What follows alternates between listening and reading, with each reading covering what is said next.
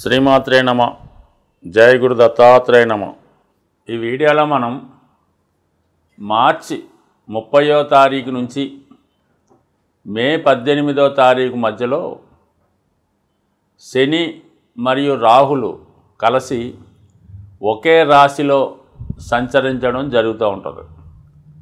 దీని ప్రభావం మీద వివిధ రాశుల వారికి ఏ విధమైన ప్రభావం ఉంటుంది, అసలు ఈ రాహు శని కలయడం వలన మరి సహజంగా ఏమి జరుగుతుంది అన్న విషయాన్ని ఈ వీడియోలో పరిశీలించే ప్రయత్నం చేద్దాం. ఈ వీడియోలో మనం మీనరాశి వారికి జన్మరాశి యందే ఏర్పడినటువంటి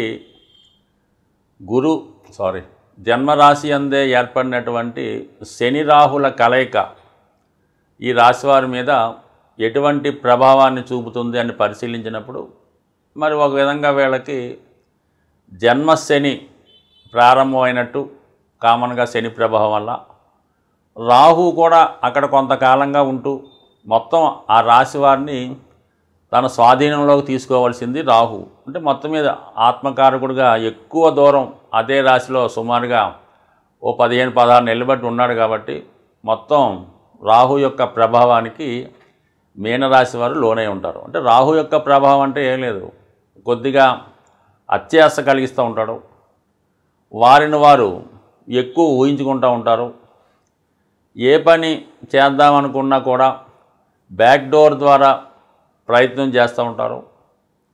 చాలా వరకు మన సాంప్రదాయాలకి నియమాలకి విడిచిపెట్టి వారి యొక్క ఆలోచనలతో ఆ పని పూర్తి చేయడం జరుగుతూ ఉంటుంది. అంటే ఎక్కువగా విదేశ కల్చరు వాళ్ళలో కనబడుతూ ఉంటుంది. అయితే ఇప్పుడు శని భగవానుడు కూడా ఎంటర్ అయ్యాడు. వృత్తికారకుడుగా శని ఎంటర్ అవ్వడం వల్ల రాహుతో కలియడం వల్ల ఇది కొన్ని వర్గాల్లో ఉన్న వాళ్ళకి చాలా అనుకూలించే అవకాశం. ఎవరైతే విదేశ కంపెనీల్లో ఇక్కడ ఉంటూ వారికి వర్క్ చేస్తూ ఉంటారు కదా, అటువంటి వారికి మొత్తం ఎంటైర్ సాఫ్ట్వేర్ రంగంలో ఎవరైతే వర్క్ చేస్తూ ఉంటారో వారందరికీ కూడా వాళ్ళలో ఉన్నటువంటి టాలెంట్కి విలువ పెరుగుతుంది. వారి యొక్క వాల్యూ కూడా పెరగడం వల్ల అనూహ్యంగా వారి యొక్క ఆదాయం కూడా పెరుగుతుంది. అంటే వ్యక్తిగతంగా వాళ్ళ టాలెంట్ పెరుగుతూ ఉంటుంది, దాంతో డిమాండ్ పెరుగుతుంది, ఆదాయం పెరుగుతుంది. ఇక సినిమా ఇండస్ట్రీలో ఉన్నవారికి ఎక్కువగా మీనరాశిలో రైటర్సు, స్క్రీన్ ప్లే రాసేవారు ఎక్కువగా ఉంటారు. అంటే ఈ మీనరాశి వారు ఏంటంటే ఈ ఫోటోగ్రఫీకి సంబంధించిన లాంటిమాట ఒక దృశ్యాన్ని వీళ్ళు ఒక 10 సంవత్సరాల క్రితం చూసినా కూడా దాన్ని యాస్టీజ్గా గుర్తించి జ్ఞాపం పెట్టుకొని దాన్ని మళ్ళా రిపీట్ చేయగలుగుతారు. అంటే ఒక కెమెరా ఎలాగైతే ఒక సన్నివేశాన్ని చిత్రీకరించి మళ్ళీ ప్రజెంట్ చేస్తుందో ఈ విధంగా వాళ్ళు ఆ సన్నివేశాన్ని, ఆ సీన్స్ని, అప్పుడు జరిగిన సంఘటనల్ని చాలా గుర్తుపెట్టుకొని దాన్ని ప్రజెంట్ చేసే స్కిల్స్ కలిగి ఉంటారు. కాబట్టి ఎక్కువగా వీళ్ళు సినిమా రంగంలో రాణించగలుగుతూ ఉంటారు. ఎక్కువగా స్త్రీలు ఈ రాశిలో జన్మించి ఉంటే వాళ్ళకి చాలా యాక్టివ్గా ఉంటూ ఎక్కువగా డ్యాన్సర్లుగా, స్టేజ్ మీద యాక్ట్ చేసే నటీనటులుగా చాలా బాగా ఇంప్రూవ్ చేసుకోగలుగుతూ ఉంటారు. రాహు ఎప్పుడు కూడా ఏంటంటే ఒక ముసుగు లాంటిది మాట, అసలు వ్యక్తిని దాచిపెట్టి వేరే వాళ్ళలో ఉన్నటువంటి ప్రతిభని వేరే ఏ యాంగిల్లో అయినా ఏ పాత్రలోకైనా ఇమిడే విధంగా ఈ రాహు వాళ్ళకి ప్రోత్సహిస్తూ ఉంటాడు. సాధారణంగా మన పాత సినిమాలో ఎన్టీ రామారావు గారు కేవలం ఆయన ఈ స్వాతి నక్షత్రంలో రాహు ప్రభావం అవటం వల్ల ఆయన ఏ సినిమాలో అయినా సరే ఒక మారు వేషాన్ని ధరిస్తూ ఉండేవారు. ఒక దొంగగానో పోలీసుగానో ఏదో ధరిస్తూ ఉండేవారు. దానికి ఎక్కువ ఆదరణ మామూలుగా వస్తూ ఉండేది అన్నమాట. దానికోసమే కొంతమంది ప్రేక్షకులు వెళ్తూ ఉండేవారు. ఆ విధంగా ఈ రాహు ఇప్పుడు మీనరాశిలో శనితో ప్రవేశించడం వల్ల వీళ్ళలో ఒక కొత్త వ్యక్తి మీకు కనబడడం జరుగుతూ ఉంటుంది. అనూహ్యంగా ఒక గొప్ప లక్షణాలతో ఒక ఇంప్రూవ్మెంట్గా, అంటే ఏదన్నా ఒక రాక్షస కన్నా క్వాలిటీస్ అయితే కామన్గా ఉంటాయి, జైంట్గా కనబడుతూ ఉంటారు మామూలుగా. అటువంటిది వాళ్ళలో ఉన్నటువంటి విశ్వరూపం చూసే విధంగా గొప్పగా ఈ వృత్తిలో రాణించగలుగుతూ ఉంటారు. ఇది ఎక్కువగా ఈ సినిమా రంగంలో ఉన్న వాళ్ళకి, మెడికల్ రంగంలో ఉన్న వాళ్ళకి అనూహ్యంగా వాళ్ళు ధైర్యంగా ఎంత గొప్ప ఆపరేషన్ చేసి దాంట్లో సక్సెస్ పొందుతూ ఉంటారు. కాబట్టి ఇది పాజిటివ్గా ఉపయోగించుకుంటే చాలా బ్రహ్మాండంగా ఉంటుంది. లేదు నెగిటివ్గా బద్ధకంగా ఉంటూ చదువు మానేసి వ్యసనాలకు లోనవుతూ ఈజీ మనీకి అలవాటు పడితే కంప్లీట్గా జీవితం నాశనం అవుతుంది. బట్ ఏదైనా ఈ దైవిక లక్షణాలను పెంచుకునే విధంగా ఈ రాక్షస గణ లక్షణాలు తగ్గించుకొని సహజంగా మీనరాశిలో ఉన్నటువంటి స్వభావాన్ని పెంచుకుంటే క్రమశిక్షణతో దురాశకు పోకుండా, అత్యాశకు పోకుండా, చట్టానికి లోబడి ఏ వర్క్ చేసినా మీనరాశి వారికి వారి జీవితం అనూహ్యంగా మారుతుంది. ఏ విధంగా తామస గుణానికి అలవాటు పడినా కంపల్సరిగా పతనం కూడా జరిగే అవకాశం ఉంది. బట్ ఏదైనా రెండు వాళ్ళ చేతుల్లోనే ఉన్నాయి కాబట్టి నిర్ణయం వాళ్ళది. విద్యార్థులకైతే బాగా కష్టపడితే మెడిసిన్లో ప్రవేశించవచ్చు, లేని పక్షంలో ఈ సంవత్సరంతో విద్యకి ఫుల్ స్టాప్ పెట్టవచ్చు. రాహు గత కొంతకాలంగా మీనరాశిలో సంచరిస్తూ మే 18వ తారీఖు వరకు మీనరాశిలోనే సంచరించడం జరుగుతూ ఉంటుంది. రాహు స్వభావంగా మన జ్యోతిష శాస్త్ర ప్రకారం రాహుకి ప్రత్యేకంగా ఒక రాశి నిర్ణయించపోయినప్పటికీ కూడా రాహు ఏ రాశిలో ఉంటే ఆ రాశిని తన ఆధీనంలోకి తీసుకొని ఆ రాశిని తన యొక్క సహజ లక్షణాలతో కలిపి ఫలితం ఇవ్వడం జరుగుతూ ఉంటుంది. అయితే తర్వాత పరిశోధనలో రాహుకి కుంభరాశి స్వక్షేత్రంగా నిర్ణయించడం జరిగింది. అంటే కుంభరాశిలో శని భగవానుడితో పాటు రాహు కూడా అదే రాశి పైన ఆధిపత్యం వహించడం జరుగుతూ ఉంటుంది. అలాగే ఉచ్చ రాశులుగా మరి వృషభ రాశి కొంతమంది ప్రకారం, మిథున రాశి కొంతమంది ప్రకారం నిర్ణయించడం జరుగుతుంది. అయితే ఏంటంటే ఈ రాహుకి ప్రధానంగా 3 గ్రహాలు మిత్రగ్రహాలు అవటం వల్ల శని రాహు ఈక్వల్ అని కామన్గా చెప్తూ ఉంటారు.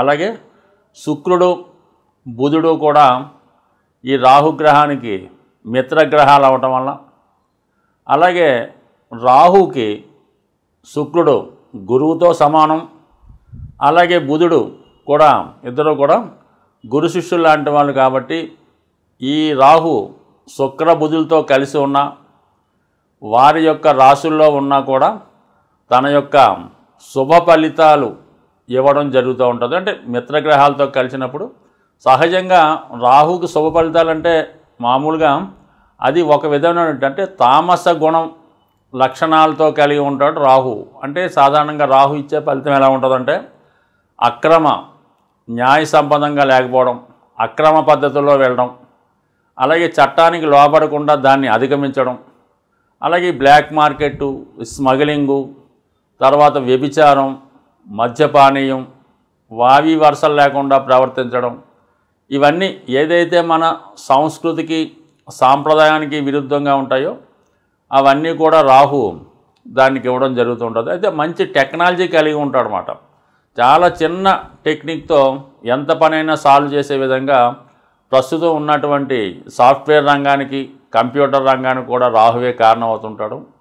కామన్గా ఉన్నది లేనట్టు, లేనిది ఉన్నట్టు చూపించే మాయాజాలానికి కూడా ఈ రాహు కారణం అవుతుంటాడు. కాబట్టి ముఖ్యంగా ఈ సినిమా ఇండస్ట్రీ అంతా కూడా రాహు ప్రభావం మీదే ఆధారపడి ఉంటుంది. కాబట్టి ప్రస్తుతం సినిమా పరిశ్రమకి, సాఫ్ట్వేర్ రంగానికి ఈ రాహు కారణం అవుతుంటాడు. సాధారణంగా జీవితం సుఖవంతంగా, లగ్జరీగా, బయట వారితో సంబంధం లేకుండా ఒక మనిషి తన వ్యక్తిత్వంలో జీవించాలంటే రాహుగ్రహ అనుగ్రహం తప్పనిసరిగా ఉండాలి. మరి ఇదే రాహు గురువుతో కలిసి ఉన్నప్పుడు గురుచండాల యోగం అని చెప్తూ ఉంటారు. అంటే గురువు ఇచ్చే మంచి లక్షణాలని పాడు చేసి ఆ విద్యార్థినో ఆ స్టూడెంట్నో వివిధ మార్గాల ద్వారా పతనానికి కారణమవుతుంటాడు. మళ్ళీ ఇంచుమించుగా కొంతమంది అదే నెగిటివ్ యాంగిల్లో పైకి కూడా తీసుకురావడం జరుగుతుంది. ఇంచుమించుగా 30 సంవత్సరాల తర్వాత ఈ గురుచండాల యోగం అద్భుత యోగంగా మారే అవకాశం ఉంది. అయితే మరి రాహు శుక్రగ్రహంతో కలిసి ఉండడం వలన ఈ సినిమా పరిశ్రమ, సాఫ్ట్వేర్లో డెవలప్ అవడం, అయితే వ్యసనాలు, వ్యభిచారం, స్త్రీలోలత్వం కంపల్సరీగా ఉంటుంది. అదే బుధుడితో కలియడం వల్ల సైంటిఫిక్గా విద్య నేర్చుకుంటాడు. డిఫరెంట్గా విద్య నేర్చుకోవడం జరుగుతూ ఉంటుంది. అందరూ కష్టపడి చదువుతూ ఉంటే వీళ్ళు సూక్ష్మ మార్గం ద్వారా సింపుల్గా ఆ విద్యలో సక్సెస్ సాధించడం జరుగుతూ ఉంటుంది. ఏదైనా ఈ బుధ రాహు కలిసి ఉన్నప్పుడు కంపల్సరీగా విద్యలో ఆటంకాలు ఎదురైనప్పుడు కూడా ఏదో విధంగా విద్యను పూర్తి చేసి వాళ్ళు అనుకున్నది సాధిస్తూ ఉంటారు. మరి ముఖ్యంగా శని కూడా కుంభరాశికి అధిపతి అవుతుంటాడు, రాహు కూడా అధిపతి అవడం వల్ల అంటే శని పరిశ్రమకు కారణం అవుతుంటాడు, ఒక ఇండస్ట్రీకి కారణం అవుతుంటాడు, ఒక వ్యాపారానికి కారణం అవుతుంటాడు. అదే శని భగవానుడితో రాహు కలిస్తే దాన్ని ఇంకా చాలా కలర్ఫుల్గా అంటే బాగా పెద్ద పెద్ద సంస్థలు అంటే ఎక్కువ ఇన్వెస్ట్మెంట్తో పెద్దగా పెడుతున్నటువంటి ఏదైనా షాపింగ్ మాల్స్ కానీ, మల్టీప్లెక్స్ లాంటి సినిమా థియేటర్లు కానీ, అలాగే పెద్ద బడ్జెట్తో కూడుకున్నటువంటి మన పుష్ప లాంటి సినిమాలకు కూడా ఈ శని రాహులు కలిసి ఉండడం వలన అటు టెక్నాలజీని అటు ధనాన్ని ఎక్కువగా ఉపయోగిస్తూ కొద్దిగా చట్టానికి లోబడి ఆ సినిమాలు కూడా తీయడం జరుగుతుంటుంది.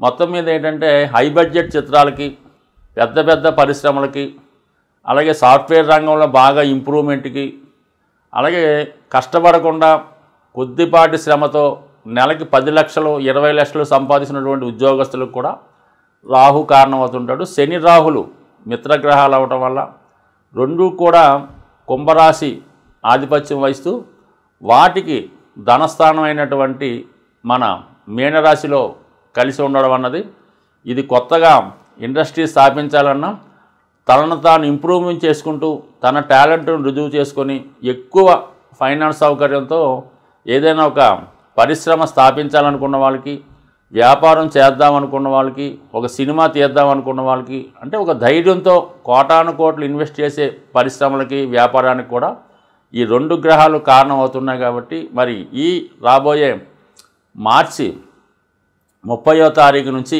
మే 18 మధ్యలో ఈ 2 గ్రహాలు కలిసి మీనరాశిలో ఉండగా మిగతా రాశుల వారికి ఎటువంటి ఫలితాలు ఇవ్వబోతున్నాయి అన్న విషయాన్ని తెలుసుకుంటూ చివరిగా మరి దీనికి పరిహారం ఏమైనా ఉంటుందా, ఏ విధమైన రెమెడీ చేసుకుంటే మనకి ఈ 2 గ్రహాలు యోగిస్తాయి అన్న విషయాన్ని తెలుసుకొని ఈ శని రాహు గ్రహాల కలయిక కొంతమందికి మంచిగాను కొంతమందికి చెడుగాను, చెడుని కూడా మంచిగా మార్చుకునే విధంగా కూడా ఈ రాహు సహకరిస్తూ ఉంటాడు.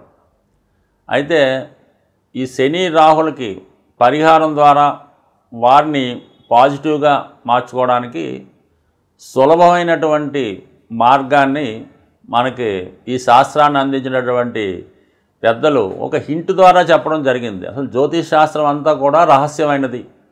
అది వారిలో ఉన్నటువంటి సూక్ష్మాన్ని గ్రహించడమే జ్యోతిష శాస్త్రవేత్తలుగా వారి యొక్క నిజమైనటువంటి కృషిగా మనం చెప్పచ్చు. రాహువు అంటే కేవలం తల భాగమే కాబట్టి అధికమైనటువంటి ఆశల్ని కలిగి ఉండడం జరుగుతూ ఉంటుంది. శని భగవానుడు ఏంటంటే ఒక క్రమశిక్షణతో కూడుకున్నటువంటి గ్రహం, బాగా డిసిప్లిన్గా ఉంటూ నేర్చుకునే గ్రహం కాబట్టి ముఖ్యంగా ఈ శని రాహులకి ఈ మనం పురాణాలు పరిశీలించినప్పుడు ఎక్కువగా ఆంజనేయ స్వామిని కనెక్ట్ చేయడం జరుగుతూ ఉంటుంది. అంటే ఎవరికి ఎప్పుడు ఏ ఆపద వచ్చినా కూడా ఆంజనేయ స్వామి వచ్చి దాన్ని రక్షించి మళ్ళా ఆయన అక్కడితో ఆయన పోర్షన్ కంప్లీట్ అవ్వడం జరుగుతూ ఉంటుంది. సో ఈ సమయంలో మీరు ఈ హనుమాన్ని ఆరాధించడం వల్ల అంటే హనుమాన్కి అందుకనే చాలా భారీ విగ్రహాలు పెడుతూ ఉంటారు. 40 అడుగులు 100 అడుగులు కూడా పెడుతూ ఉంటారు భారీగా. అది రాహు ప్రభావం వల్ల. రాహు ఏంటంటే ఉన్నదాన్ని పెద్దగా చేస్తుంటాడు. ఆంజనేయ స్వామి కూడా ఎప్పుడు చిన్నగానే ఉంటాడు. అవసరమైతే విశ్వరూపంగా పెద్దగా తన యొక్క ఒక విధంగా వాయునందనుడు. ఈ వాయుగ్రహాలు ఈ శని రాహులు కూడా అలాగే ఎక్స్పాండ్ చేసే గుణం రాహుకు ఉంటుంది. ఆంజనేయ స్వామి కూడా తను అవసరమైనప్పుడు మొత్తం ఎంతకన్నా ఎక్స్పాండ్ అవ్వగలుగుతాడు. అలాగే చిన్నగా దూరి కేవలం లంకిని నోట్లో దూరి మళ్ళీ బయటకు వచ్చేస్తూ ఉంటాడు. కాబట్టి ఇవన్నీ రాహు మాయ అంతా కూడా ఆంజనేయ స్వామి దగ్గర ఉంది. మరి శని యొక్క క్రమశిక్షణ అంతా కూడా సేవకా లక్షణాలన్నీ కూడా ఆంజనేయ స్వామి దగ్గర ఉన్నాయి. కాబట్టి ఈ సమయంలో మీరు ఆంజనేయ స్వామిని మరి తమలపాకులతో పూజించవలసి ఉంటుంది. అంటే తమలపాకులు అండి 100, 41, రూపాయి కోటి అవన్నీ పక్కన పెట్టండి. ఒక బుట్ట తమలపాకులు ఎంత అయితే అంత తీసుకొని ఆ బుట్ట తమలపాకులతో స్వామికి విపరీతంగా అర్చన చేయిస్తారో, మాల వేస్తారో, మొత్తం మీద ఒక బుట్ట తమలపాకులతో అర్చన చేయించడం. మరి రాహుకి మినువులు కారణం కాబట్టి వడమాల అంటే మినువులతో చేసినటువంటి వడమాల ఒకటి తయారు చేసి, అంటే మామూలుగా ఒక 108 కాకుండా ఒక 1008 వచ్చేలాగా విశేషంగా వడమాల తయారు చేయించి స్వామికి అలంకరించి ఇవన్నీ కూడా గుడిలో పంచిపెట్టడం వల్ల నిరంతరం హనుమాను పూజ చేసుకోవడం, హరినామ స్మరణ చేసుకోవడం, ఇవన్నిటితో పాటుగా ఆ జగజ్జనని అమ్మవారు అంటే దశమహావిద్యలు వాటి జోలికి ఏమీ వెళ్లకుండా కేవలం కనకదుర్గ అమ్మవారు అంటే ఎవరినైతే రాక్షస సంహారం జరిగిందో ఈ చండీ హోమంలో ఈ అమ్మవారి యొక్క విశేషంగా చెప్పడం జరుగుతుంటుంది.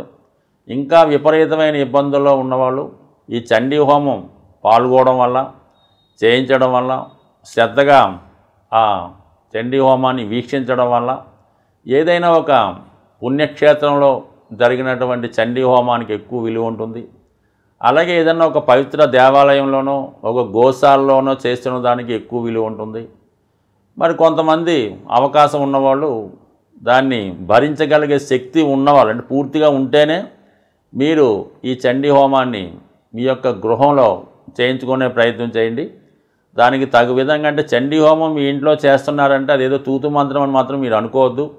సమస్త దేవతలు మీ గృహాన్ని విచ్చేయడం జరుగుతూ ఉంటుంది. మరి ఆ వచ్చినటువంటి దేవతలకి మరి ఆ హోమంలో అన్నీ సరిగ్గా సమర్పించవలసి ఉంటుంది.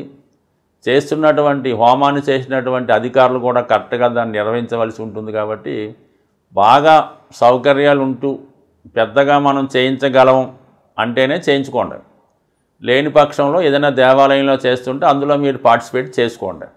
ఈ విధంగా చేసుకొని ఎక్కువ సమస్యలు ఉన్నవారు మామూలుగా నిరంతరం ఆంజనేయ స్వామిని పూజించుకుంటూ అప్పుడప్పుడు తమలపాకులతోనూ వడమాలతో పూజ చేయించుకుంటూ చక్కగా మీరు ఈ రాబోయే ఈ 50 రోజుల్లో ఏదో ఒక రోజు చేసుకొని చాలు. అవకాశం ఉన్నవాళ్ళు కంపల్సరీగా ఆ ఫలితం మీకు నిరంతరం అంటే రాహువు అనుగ్రహం ఇచ్చేటంటే చాలా సూక్ష్మంగా చాలా తొందరగా ఎక్కడికో తీసుకెళ్ళడం జరుగుతూ ఉంటుంది. అదే ఆగ్రహించాడు, కోపగించాడంటే మనిషికి చాలా చెడ్డ పేరు వస్తుంది. పూర్వకాలంలో ఉన్నటువంటి భయంకరమైన వ్యాధులకు కూడా రాహువే కారణమవుతుంటాడు. అలాగే అవమానం ద్వారా ఏదైనా జైలు శిక్ష అనుభవించడానికి కూడా ఈ రాహువే కారణమవుతుంటాడు. కాబట్టి మరి ఏదైనా ఈ అమ్మవారిని ప్రసన్నం చేసుకోవడం, ఆంజనేయ స్వామి వారిని పూజించుకోవడం, ఈ రెండు చేసే ముందు విఘ్నేశ్వరుని ప్రార్థించుకోవడం ద్వారా కేతుగ్రహ అనుగ్రహం కూడా మీకు రావడం వల్ల సంపూర్ణంగా మరి ఈ బలాన్ని అంటే ఈ రాహుకేతువుల యొక్క శక్తిని మీరు పాజిటివ్గా ఉపయోగించుకుంటారని ఆశిస్తూ స్వస్తి.